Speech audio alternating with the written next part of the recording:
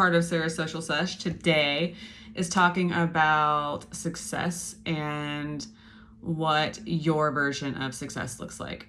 Because when I was at the Women Wonderland panel last week, someone had asked, they were like, how do you know when you're successful? How do you know when you've reached that point?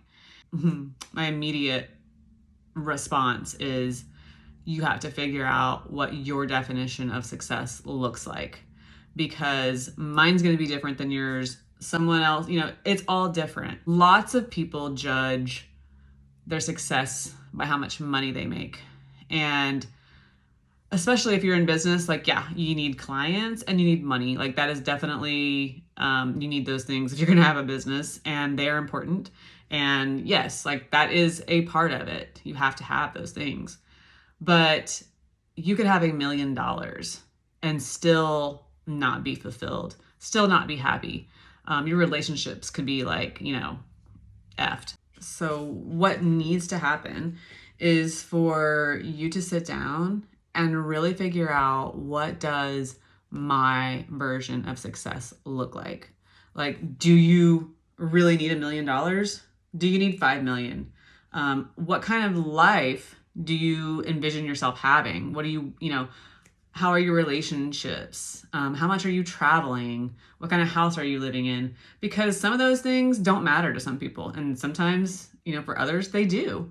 So it's a very hard question to ask, how do you know when you made it? It's when you have defined what your version looks like, and that you're meeting those steps along the way that are taking you there. And it is a journey. And I think that's also part of success, is that the joy is in the journey. How much fun are you having now as you're building?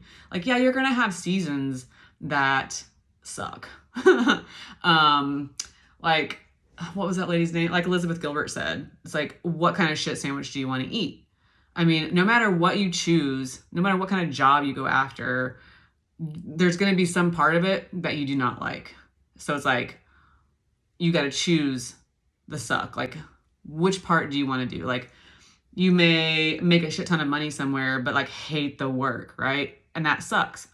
Or you may do something else where it's you love the work, but you're not making much money. So, there's all kinds of things that could go into that.